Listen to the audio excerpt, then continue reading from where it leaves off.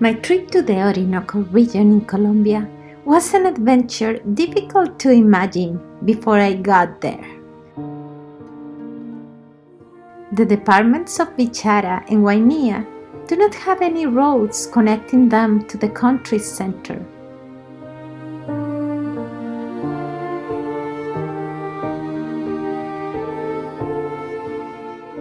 Even though a few dirt roads have been opened through the savannahs, during the rainy season they become muddy and unstable.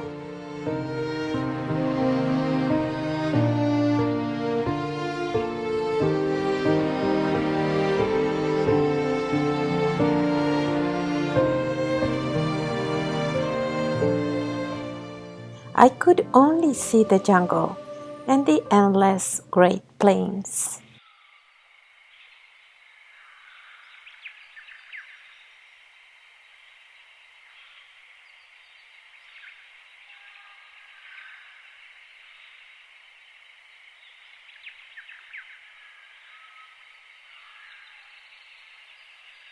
The flat plains are surrounded by the vast black sculptures made by the termites that tirelessly built their spectacular nests.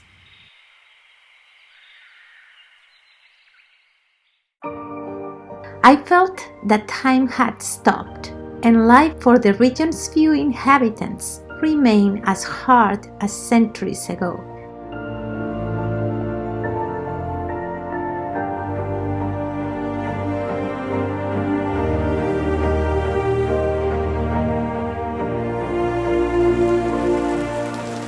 With the first rains, the tributaries of the Orinoco expand.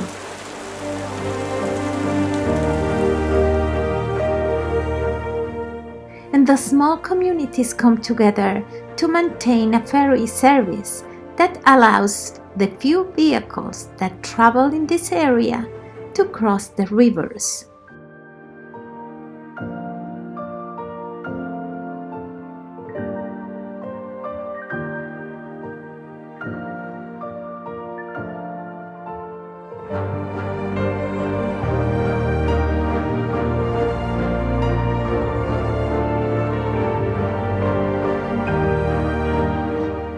The crystal clear waters, white sand beaches, and huge stones mark my entrance to an unknown world.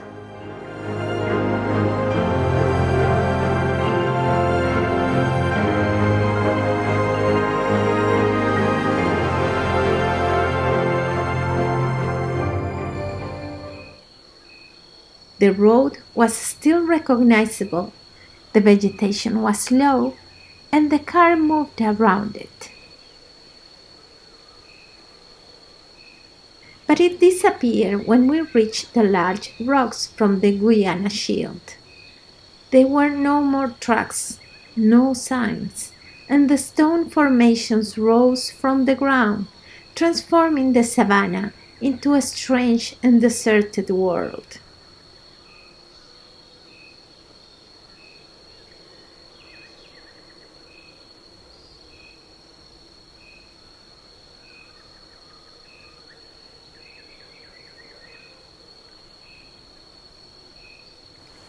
The flat rocks have a rough surface with potholes that retain the rainwater and some of the big boulders that cover with lichens.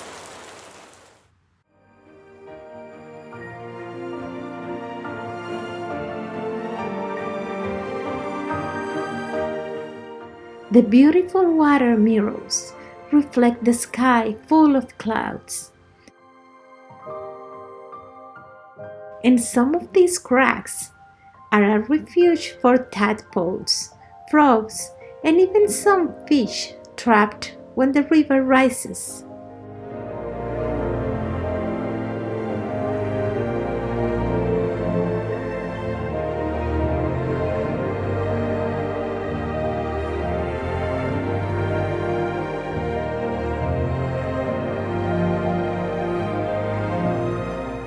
Some of the stone elevations are big and have patches of vegetation scattered on the surface.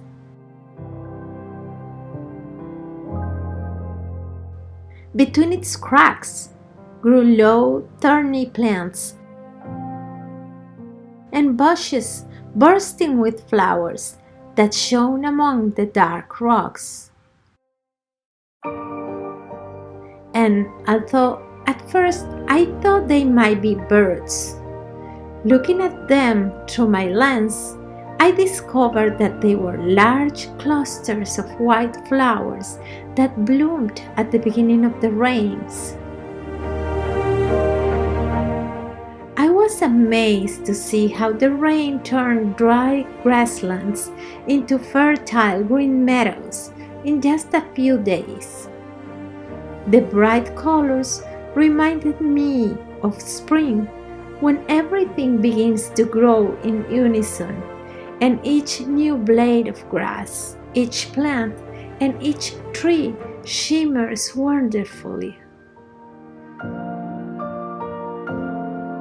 Many plants still bear from the drought, filled with flowers at this time, and release their seeds into the air that will be welcomed by the moist soil.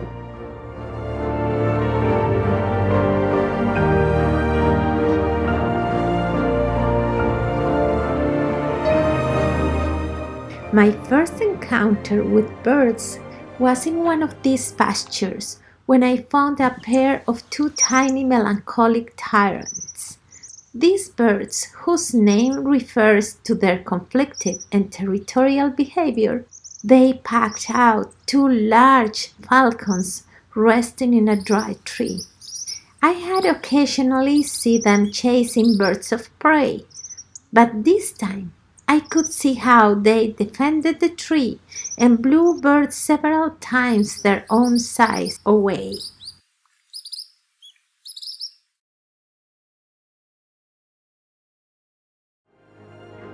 At noon, we stopped for lunch at a farmer's house on the banks of the Orinoco River. The wooden house was clean with a spotless dirt floor. It had a well-cultivated garden with vegetables and herbs, and large flower pots and orchids hang from the roof and the tree branches.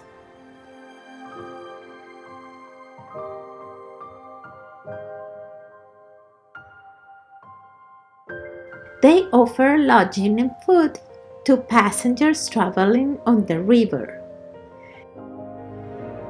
The bathroom was clean despite not having running water, and I was surprised by how they recycle useless tools and artifacts. An old and rusted screwdriver served as a lock through a hole in the door frame.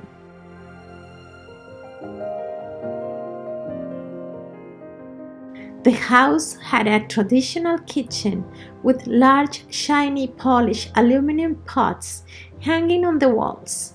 Porcelain china was arranged on rough wood planks, and colored utensils, pitchers, and glasses were set on the tables. While I was savoring the food, a new storm broke out, and the guide informed me that it was time to board the canoe that would take us up the Orinoco River. I put on my raincoat and went out to endure the storm in the river.